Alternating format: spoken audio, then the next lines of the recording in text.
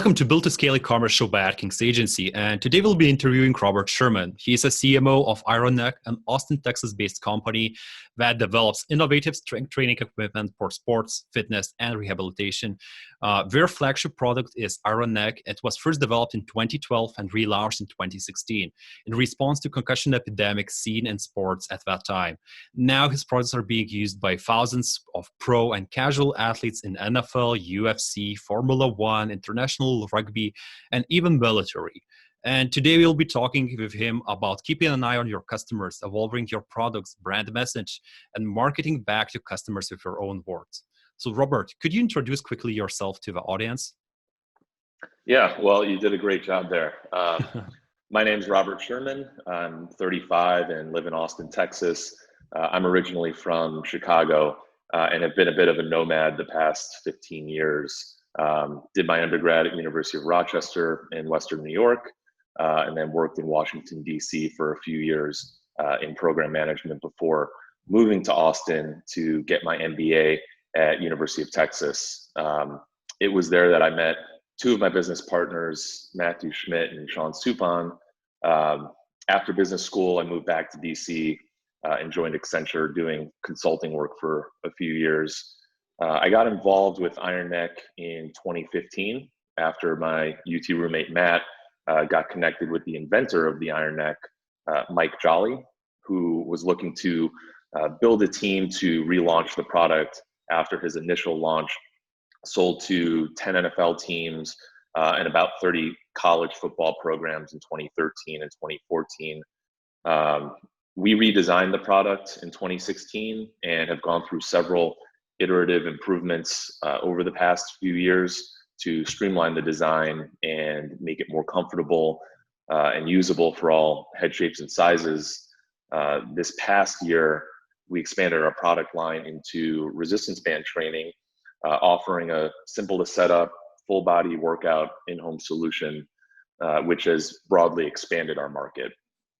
We sell to schools and teams from middle school and high school to college and pro, and are used by teams in nearly every major sports league, as you mentioned, including the NFL, NHL, NBA, UFC, F1, IndyCar, several minor or rugby leagues across the globe.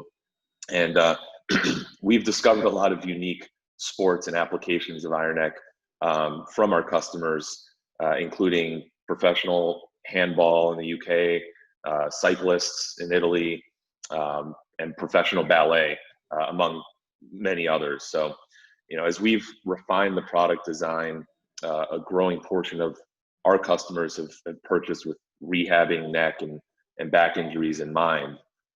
So, while millions of people are affected by concussions in sports each year, which is, where we were originally, this is the broader trend that impacts nearly every person on the planet. Poor posture resulting from technology. So, everyone's looking down at their phones, punching over laptops, commuting in traffic. All these things put stress on the spine, and what makes this a real problem is that no one thinks to strengthen their neck muscles, or if they haven't been overly thrilled with the solutions that they're presented with. Yeah, and tell me, I guess you joined the team at 2015, right? But maybe how the first initial idea was born and the first prototype created? Yeah, so Mike Jolly invented the product in 2012 after seeing new research into the association between neck strength and concussion risk. Mike played football and wrestled in the early 80s at UCLA. And as a lineman, he was taking shots to the head on nearly every play. And he felt he greatly benefited from the neck strength he developed from wrestling. So a little later on, after seeing the post-career impact of CTE on some of his fellow teammates who went on to have long careers in the NFL, and the growing concern across youth and high school football, he really just dug into the research to see what was out there.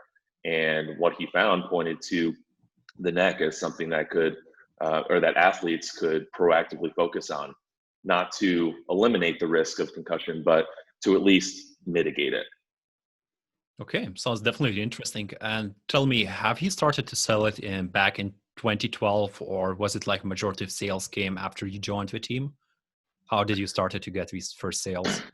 Yeah, so when Mike first launched the business, he exclusively targeted college and NFL strength and conditioning coaches, attending the biggest industry conferences, including the National Strength Coaches Association, the College Strength Coaches Association, the American Football Coaches Association.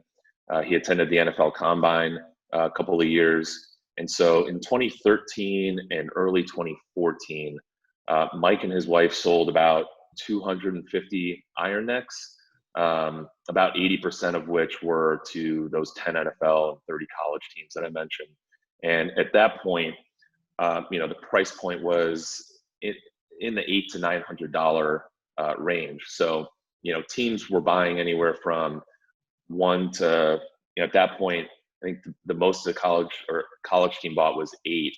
But most people, it was one, and it was a pretty significant investment. So there wasn't much, really at that point wasn't anything from an e-commerce standpoint.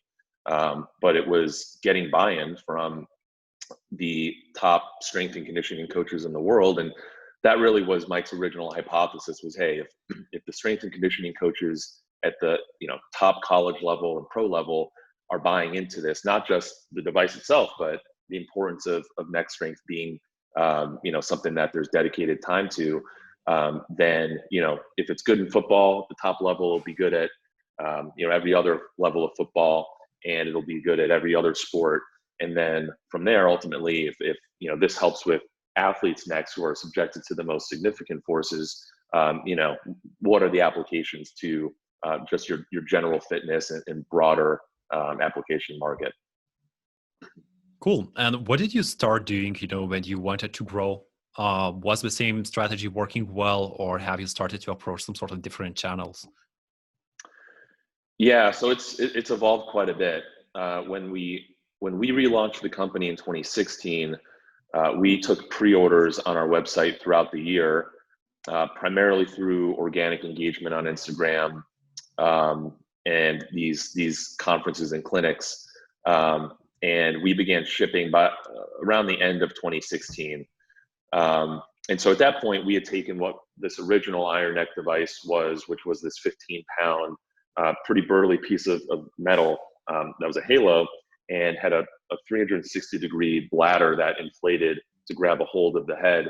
And it wasn't something that was particularly comfortable, even for college and NFL level athletes. And so that was the first thing, was how do we redesign this to be more comfortable on people's heads? And so we went to basically a back and front pad design, where the front pad was fixed and the back pad had this air bladder that inflated and pushed the back of your head into the front pad and would grab a hold this way.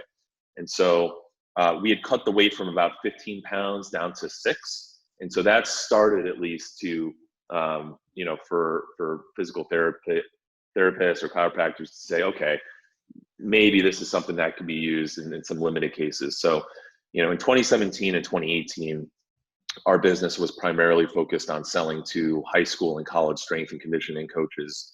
So, as I said, we attended the same conferences Mike had a few years prior, and we began to target more relevant stakeholders in the process, attending clinics and conferences with not just the strength and conditioning coaches, but football coaches, athletic trainers, school administrators, which is often the athletic directors. Those are the guys and women who are signing the checks oftentimes. So, different schools you'd have different buy-in from different stakeholders. And this at least kind of gave us more of a broad approach to, the school that, the strength coach runs everything and is also the AD, versus, the school where your athletic director is very separate from the process. Some of those you have to get more direct buy-in. And so we were going to all of those different conferences. In 2018, we began marketing to physical therapists and chiropractors. And so we've started attending large industry conferences and marketing through various industry publications and email. Email marketing has always been a part of our business. And then, we began to scale our Facebook advertising in 2018 and 2019, which has grown to become an integral part of our current marketing strategy. Okay, and tell me, it seems like you have been hustling for majority of business life, right? Majority of sales came from hustling. Maybe you have tried something that hasn't worked for you really well, maybe from marketing channels, because you mentioned like Facebook was success, right? And email was good. What else have you tried? As far as things that worked or didn't Yeah, I work, would say maybe haven't worked because that's another story, right? I already think I heard enough things about what worked. So it's very interesting to hear what haven't worked for you. Maybe you have tried Google AdWords, YouTube ads. yeah, I'd say for a while, kind of the success that we thought we were seeing in our Google ads was more prevalent to brand search. We've not really nailed the YouTube aspect, and part of that has been when we've seen areas that worked, we wanted to put much more of our resources behind that. And so as certain areas of Facebook advertising have worked, it's been important to continue to focus on that, grow that more. And Google has certainly taken a back seat, but it's something that now that we've built up other areas of our marketing and are more consistent, that we're starting to commit a lot more of our attention to you know taking what's worked from our video ads across Facebook and seeing how we can adapt that to YouTube and start to scale that up. So we're we're a couple months into starting to really ramp up our spend on the YouTube front. Cool. Sounds like you got a knack for it, and it's very, commendable that you first of all focused on one channel. Because what I'm seeing, a lot of business owners start to get distracted with all these new shiny things and opportunities. They start to kind of allocate resources to every side while they're still too small, and they can't really afford, and they spend so much of their profit on the fixed costs of different agencies, different service providers, that we are not able to invest enough into actually testing things through. Let's say with Facebook, right? It takes few months to get a good glimpse, what you can do with it. Not like, and you still need a budget for that. Yeah, and I'll say, even outside of some of that digital, some things have been more effective than others. With respect to conferences and clinics, one issue that we've seen is, you don't always find yourself speaking with a decision maker. And that's any of the, whether we're a strength coach or athletic director one, or coaches. And so, that's why we began attending conferences for some of these other demographics. As I said, they're kind of the ones signing the checks and making purchasing decisions. More recently, obviously with COVID, there's a lot of uncertainty right now around when schools and school sports will return. So while school sales have slowed significantly for us, we've been using this time to get feedback through surveys and keep them informed and up to date on our product offering, so that when they begin to open back up, and in the US, that's something that's going to be very different state by state, depending on how things opening up and what timeline. But what's important now is even though none of them are buying, they are listening. They're actually opening up emails, they're answering calls. And so if we can kind of do some of those things during this period to ensure that we're top of mind, it's more likely that when they do start cracking their shopping lists open, we'll be at the top of that. Definitely. And when we have been talking before, right, you mentioned that when growing, the most important for you was being in touch with your customers and adapting your message and products based on their feedback. Could you expand a bit more about this? Yeah, so I think it's obviously very important. Markets and consumer tastes are always evolving, so it's critical to keep an ear to the ground. Even if the result is validation that what you're doing is spot on. The other aspect is to get the words from the horse's mouth, for lack of a better saying. As we've grown, there's a lot of different customer segments that we're selling to. And so, a strength and conditioning coach wants to hear things presented in a certain way. But, a big portion of our customers come from, the mixed martial arts and Brazilian Jiu-Jitsu world. And so, they have particular interests and concerns. And so, listening to our customers across many different segments has given us the words to really use in our marketing to better communicate that. So that's stuff that, we have, any of our landing pages that are specific to a niche, those are generally not our words. Those are coming from, customers in these specific segments. So, maybe it sounds cliche, but, people want to kind of see a reflection of themselves when they're shopping or learning about something new. So the better that we, can be at that type of targeting is important. But, the root of that is listening and understanding who our customers actually are. Okay, you did mention that you're having like multiple landing pages with different messagings. Could you expand a bit more? Maybe you have some exact examples, what work for, let's say, certain audience versus other? Yeah. So, if you go back, we've been fortunate that Joe Rogan has been a fan of our product, and he's mentioned us a number of times on his podcast since, right around when we relaunched in end of 2016. And so, a large portion of Rogan's audience is MMA or, any form of mixed martial art.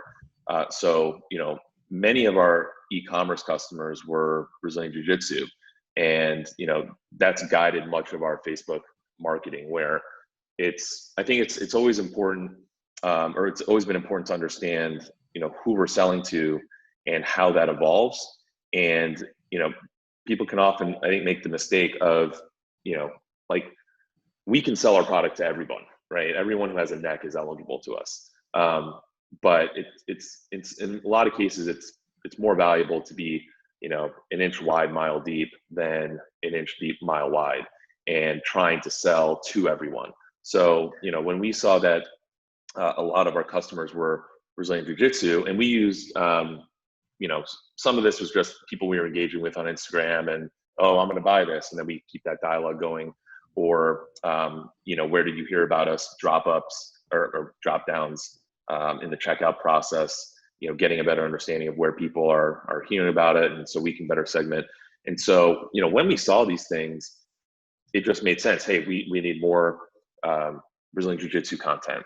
And so, the easy part was, where do we reach out for this? And it's people that we've developed those relationships with and have been using the product. And so, we went and shot video with Brazilian Jiu-Jitsu practitioner locally in Austin, who actually, he walked into our store in Austin, just wanted to learn more, and, he bought one, and we maintained that relationship. And so, we went to his Gracie Humaitai Brazilian Jiu-Jitsu gym and shot video with him and built a story around that. And, that content fed our Facebook communications. It drove to a landing page that had, that video and additional content featured. And then it wove in, the various value propositions as it relates to Brazilian Jiu-Jitsu. And so, that was something that was obviously having more success than some of our, more general, whether it was sports or rehab messaging. And so, that's where a lot of our focus has been. And then, really, what are additional stories you kind of build on beyond that? And so, we went out to LA end of last year and, shot video with probably had 10 different shoots with different types of customers across the spectrum. And one of them was Jean-Jacques Machado, who's Joe Rogan's Brazilian Jiu-Jitsu instructor and, well regarded in the industry. And, we just shot video, talked with him for a little bit, and learn from his perspective, why he sees it as valuable. And, we didn't invent neck training. This, any of these legendary guys have super strong necks. And, but to hear someone like him say, hey, this is why this is unique, that you're allowed to actually change the force around the neck rather than, what they've traditionally done has been just, neck bridging, which is, laying on your back, on your head. Yeah. Yeah. And so, there's a lot more people that are hesitant to doing that type of stuff because of the impact it can have on your discs.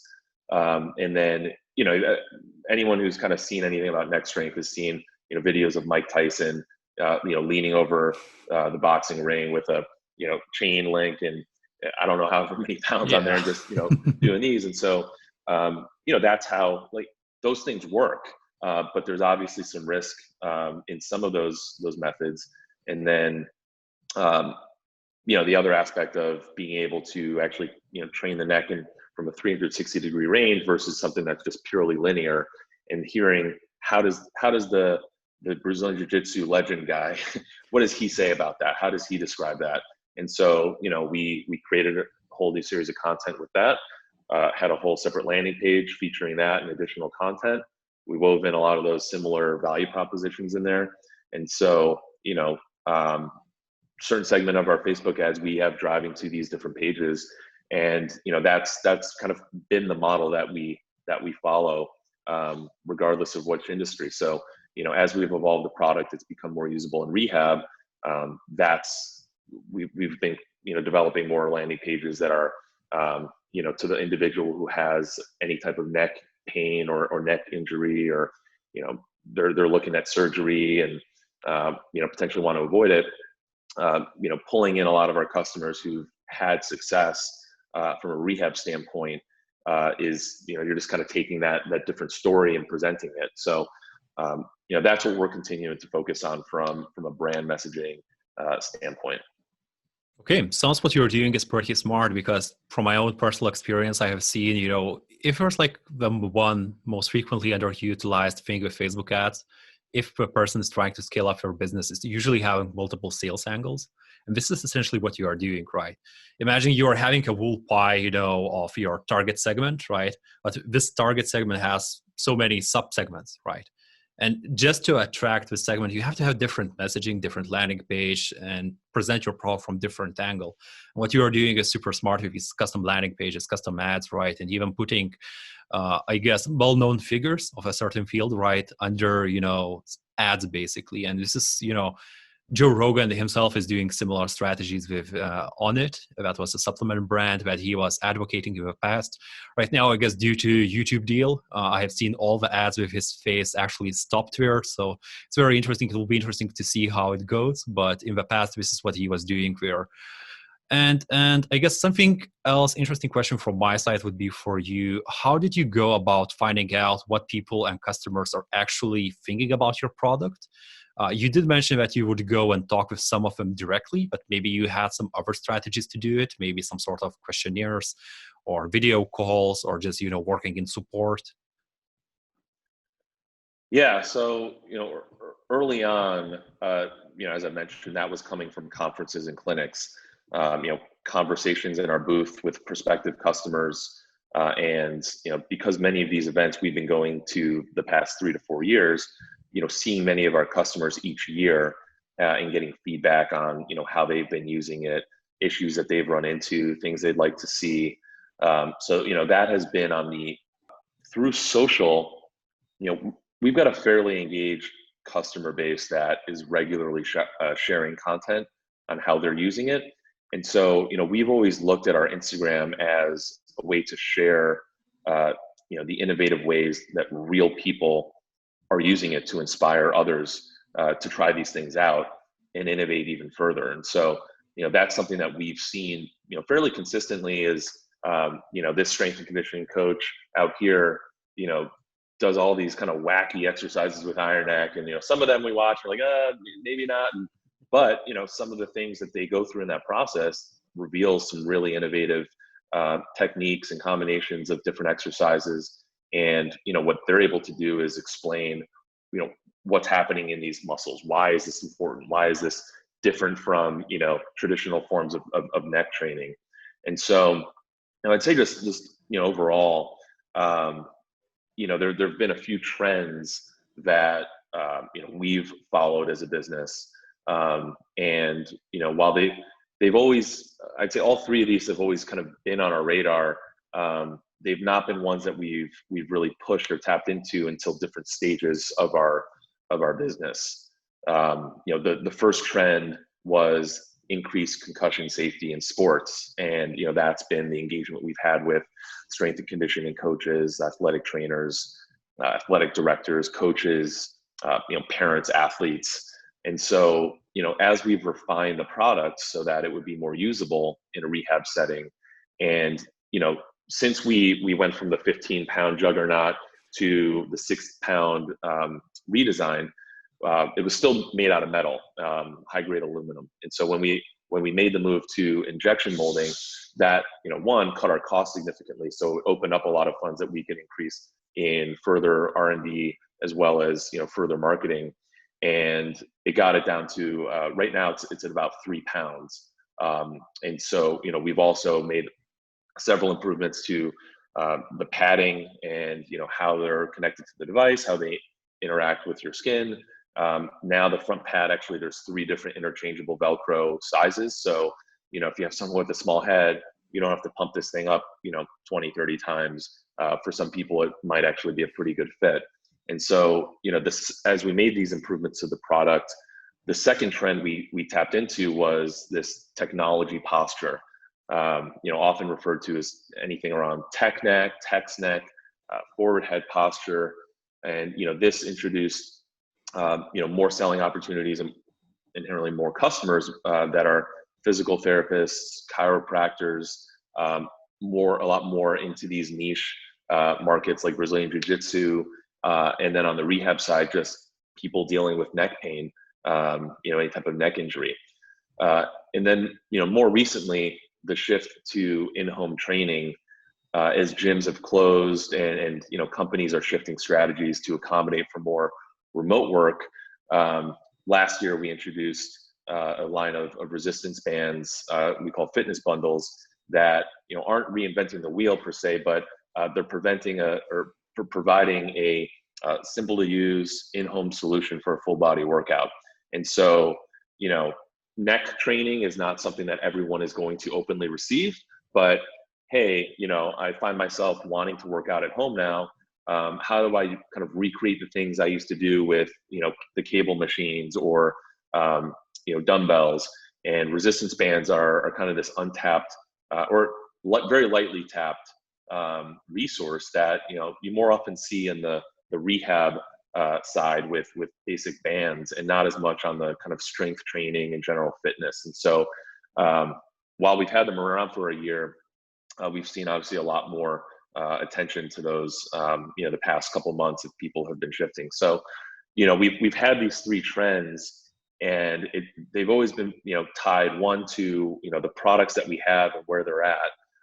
But, the more important part has been who's actually buying this. And you might set out and say, hey, this is who we want to be selling to. But if you don't have that, a method to be able to, engage with your customers. We do a lot of stuff, even just through, reviews post-purchase, that, some of these people in their reviews, kind of leave some helpful insights that, maybe we had heard of, but hearing it from, more customers kind of serves as a little bit more validation of something that, hey, this might actually be an insight that not just 10 people like, but, that our broader market can like. So it's important, especially as we're continuing to sell these resistance bands and fitness bundles, who are these people that are buying it? It's obviously a much more diverse, crowd and user base, but if we continue to listen to who these people are, and, we see people from, new moms to yoga instructors to, people that just want to get jacked at the gym. So it's kind of the whole spectrum, and it gives us some opportunities to, finally start actually cross-selling and upselling our products, having multiple things that we can offer versus, really up until, a couple of years ago, we just had iron neck, and that was kind of all we would kind of tap out for a customer life cycle value. So it seems like what you're doing is, trying to foresee things one step ahead, right? And trying to harness these trends that are coming into a market right now, right? Yeah, no, I mean, we obviously have our hypotheses and what what we see as who's buying these and where we can sell them to. But you know, the trends that we've seen from early on, and really, from the beginning, it was the in-home fitness was an aspect, but it wasn't really a primary selling point with Iron Neck. It was more based on hey, this is, if you're an athlete and concussion is a concern, this is one of the tools in your toolbox that you can have. If you have a neck injury or any type of neck or back problem or even shoulder problem, there's this is all connected here, and it's something that's you're just not really attending to. And so a lot of those are sold to individuals, but we're still selling to a lot of gyms, not large chain gyms, but the smaller mom and pop gyms, the more specialty gyms, whether it's boxing gym or kind of elite performance training gyms, any of those gyms that kind of have the turf stretch and kind of every other aspect to cater to the individual. So yeah, it's always important to just keep listening, and the more conversations that we have with relevant stakeholders across all these different industries, those are the things that are going to give us our best shot at really identifying different trends that exist or are kind of soon to come. And tell me, have you made any mistakes when trying these trends, maybe some sort of product launches that haven't actually worked? And what did you learn from them? Yeah, I'm certain Right? we've made many mistakes along the way with our messaging and some aspects with their products. But from a messaging standpoint, all you can really do is develop messaging you think resonates with the demographic you're targeting. The best way to do that is to actually have those different stakeholders involved in conversations, whether it's a very formal process or you're just reaching out to people on Instagram and if you're able to connect with actual relevant stakeholders, picking that up and then testing it and see what works. We weren't spending much on Facebook until really last year, a little bit before. So before that, the messaging we were putting out was hard to test because it generally varied from a print, some form of print, be it magazines or conference handouts. And so it's always been hard to see what works with different print. Obviously, people that are providing print will sometimes kind of give you the whole digital inclusion for free. In some cases that might be because the print just isn't all too effective, and it was maybe just more for kind of top of mind, brand awareness. But we've changed our messaging on our website as we've continually evaluated and made improvements. But we barely did any A/B testing early on. So that would be one area that I certainly recommend people kind of focus on, having a more structured approach with A/B testing. And that's something that we've this year have kind of taken a more formal approach. We've always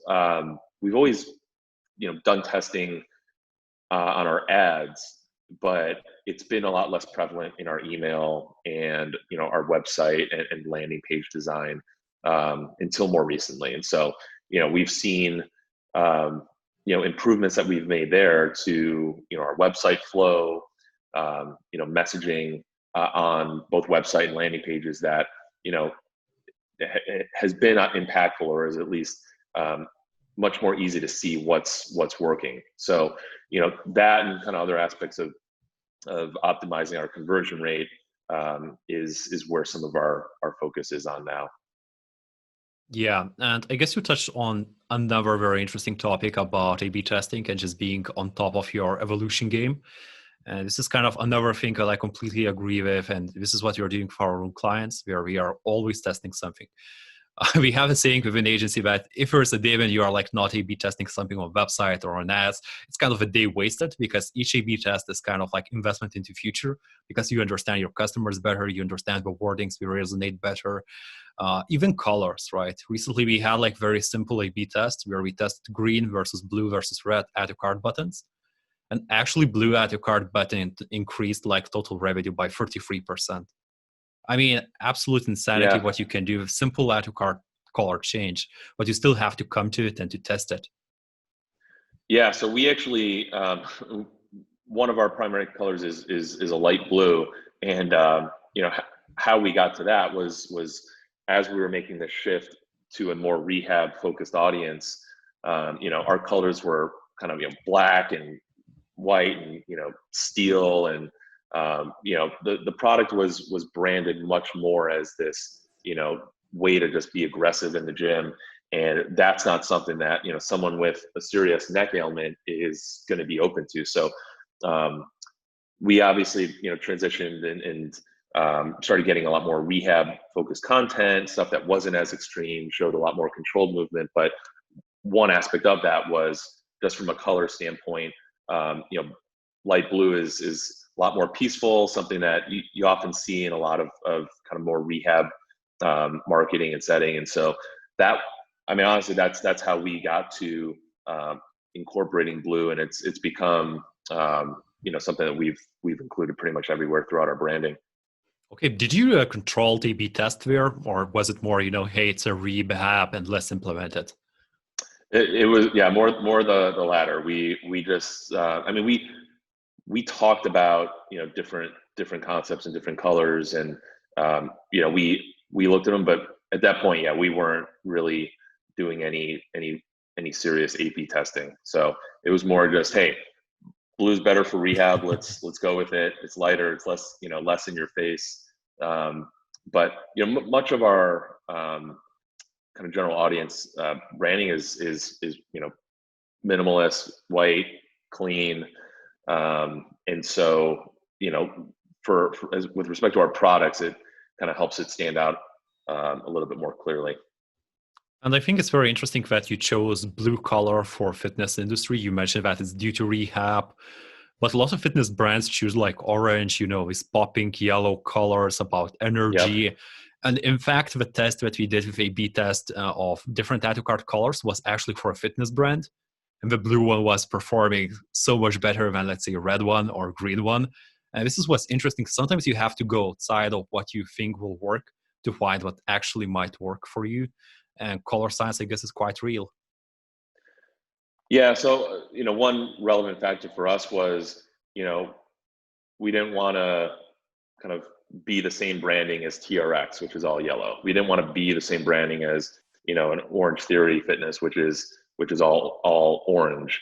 And so, blue was something that, none of the other kind of brands in our space were that kind of straddled fitness and rehab were this blue color. So it kind of pushed us further, or at least kind of made us more comfortable with that. And but yeah, I do remember we did have a landing page that we had that was like in your face yellow, and I think had we had testing, I don't think we would have allowed it to even make it that far.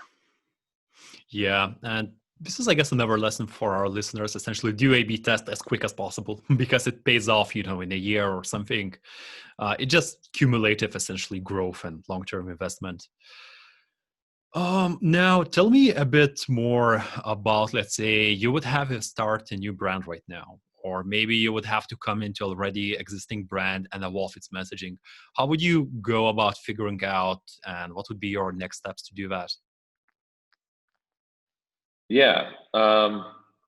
So I guess if I have any customers, even if it's super limited, and even if it's just friends and family, whoever actual people using it, I would first want to understand what my customers love about our product and brand, and kind of focus on getting some key insights from that.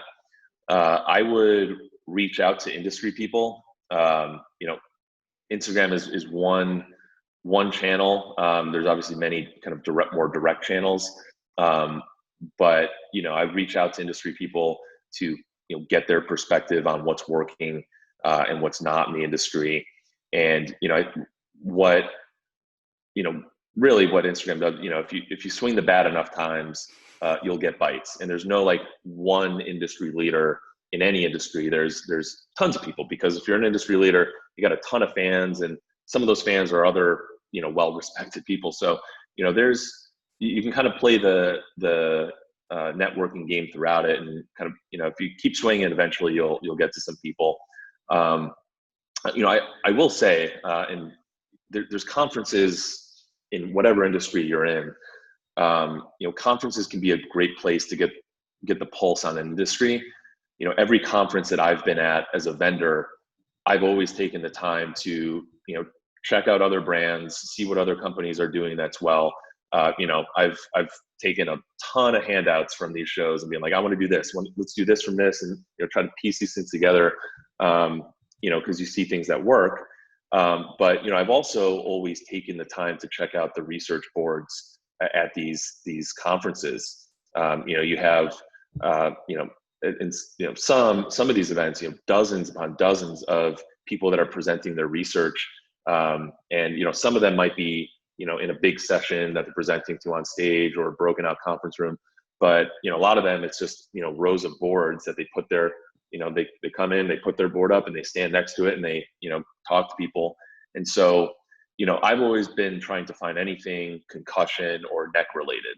And I go back, and I've got pictures of just all these research posters that I'd bring back, and I wouldn't have time to like read all of these there, but you take pictures of these, and I'd read on kind of what some of this new research was from universities across not just the U.S., but people are coming to these large strength training and athletic training and PT and rehab conferences, and presenting the latest research there. So you can do a lot of learning at these conferences, and whether you're going there to sell your product, there's a vendor, there's always downtime. If you have multiple people, you can always break away. Or if you just buy a day pass and go and kind of see what you can learn.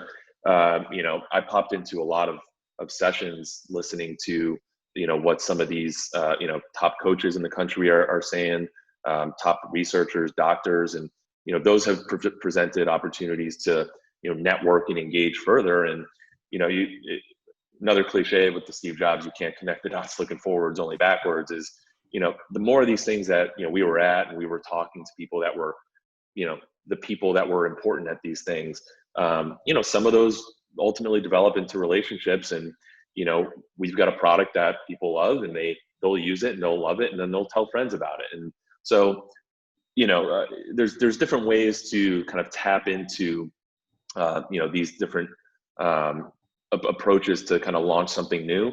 But even if you have the best product in the world, if you don't know who it is you're selling to, and then more importantly, who it is, or why they're actually buying it, and what makes your thing unique, then there's a lot of other challenges that aren't really as important as those. So those are some of the ways that I'd probably want to hear what either customers or prospective customers, or even skeptics at some of these conferences, why are they not buying into this concept? What is it that they're kind of pushing and probing against, and understanding what the right answers are to those questions. Okay, so it seems like you are like a sponge, collecting all the information, outreaching to people, trying to create connections. That's the way to go about it. And let's say in this process, are there like any pitfalls to avoid, maybe like listening not to the right people, or doing certain things way too quickly? I mean, there's kind of pitfalls wherever you go. I think just thinking back to some of our experience I think if you're focused on Instagram, don't let organic hijack your attention. It's been a pitfall that I've kind of found myself and fall into. You know, running our Instagram and managing our content.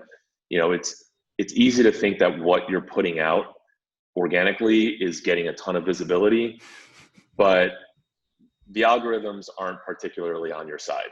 And so, you know, there's kind of this continual push to, you know, as a business, need to have some paid strategy there. And then, you know, what you're presenting through your Instagram is achieving other objectives. You know, it's kind of, it's your website on Instagram for someone who's first being introduced to your brand. It's a way to engage your existing customers. And like I said, you know, earlier, take innovative uses with Iron Neck that, you know, these people are doing, and, you know, blast it out there so that other customers can, you know, benefit from that.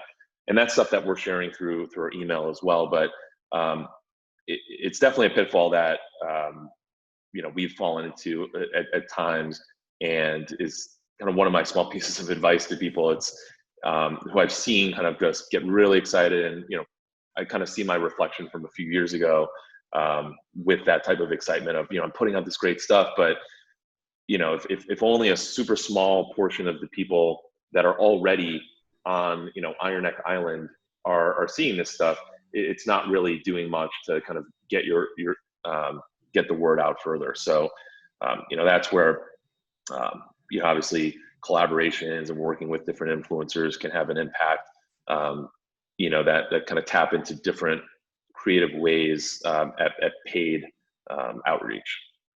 Okay. Any other pitfalls you have kind of fallen into besides Instagram?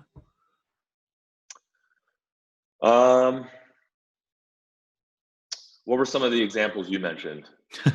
I mentioned maybe sometimes listening not to the right people when developing the product, or let's say using, maybe even listening to the same, you know, Instagram organic traffic instead of, let's say, the people who are actually buying your product.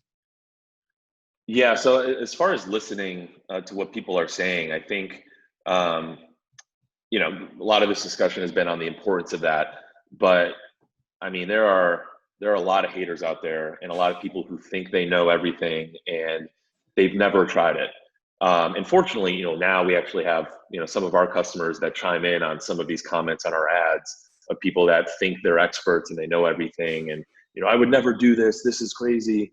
And then people are like, you know, I actually had this neck problem and it fixed it. You know, so it's worked for me. But, you know, a lot of the comments you get on Facebook are, you know, kind of either questions about what's happening, and so there's an opportunity to educate people on it. You know, the most common ones are, you know, this thing is crazy expensive, and so, you know, often people are just seeing, you know, we run most of our promotions, you know, with a bigger discount off of our top model. And so, you know, people might only see, wait, I can only get this thing for, you know, $500-600, and not realize that, hey, we actually have models that go, you know, all the way down as low as $200. And so, you know, that's something that until we, you know, up until a few years ago, we started, you know, lowering the price from originally that 800 to, you know, we had a price point a little over 600, to different models that were a little over 400, and then 300, and now 200. So, you know, from early on, we've wanted to have something that we could offer that, you know, gets the price as low as we can. But, you know, most people don't understand the realities of growing a business, and that, you know, the price of our product is not just the sum of the material costs in there, but there's all these other costs. And if we don't spend anything to try to sell more, then, you know, the lights go off. And so all these different things that have to feed in there. And so, you know, people that are kind of questioning that stuff, you know, it's not necessarily worth wasting any of our bandwidth to try to convince them and educate them on how, you know, entrepreneurship work, and the trials and hardships of, you know, growing a business that, you know, the odds are kind of stacked against you. But, you know, people that are like, hey, this thing's crazy expensive. Well, actually, here are things we can direct you to. You might not have seen this model. And, you know, some of those times are like, hey, that's still too expensive. You know, other times people are like, oh, okay, that's helpful, and they buy that product. And, you know, we've also made that a lot more accessible with payment plans, at least at this time in the US. And so, people that have that understanding of, what are actually the long-term costs of an injury, of rehab, and a couple $100 or a few $100 for something that you're getting now that you actually works into your general fitness and health, and can help prevent some of those things, then it's kind of a lot of No our brainer. customers feel it's a steal. Yeah. So it's certainly there. Awesome. And I guess I just have for you like the last question. Usually at the end of episode, I like to ask, for a speaker to summarize the episode and give just three general pieces of advice, for people looking to, let's say, evolve brand messaging and product. What would they be from your side? Like three final pieces of advice. Sure. Yeah. The first would be do everything you can to understand who is actually buying your product and sell to more of those people. I touched on how we've done this with Brazilian Jiu Jitsu and how a lot of our resources were pooled around that, even though we could still sell to lots of other people. And so, it's easy to believe you can sell to everyone, and that might be true, but businesses are constrained by resources. So pooling funds and effort to as I said earlier, dig a mile deep, inch wide, can sometimes be a better strategy than the mile wide, inch deep. Second, I would say is listen to feedback on products. I kind of touched on some of the Facebook feedback, but much of it will be crap. But some of it might help identify an insight that you hadn't thought of on your own, or maybe you had thought of, but hearing actual customers say the things that you're thinking is an incredibly powerful form of validation that at a very minimum should be eligible to test further. And then last would be to test your messaging through whichever channels you're utilizing, website, landing pages, emails, ads.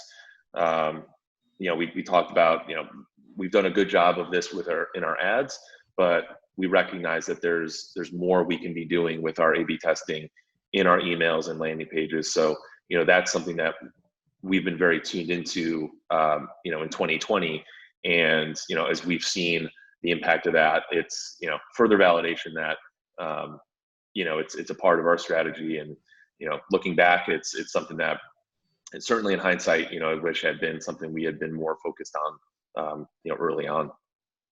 Okay, Robert. So, thank you for these amazing conclusions and thank you for your time. Absolutely. No, I appreciate you having on.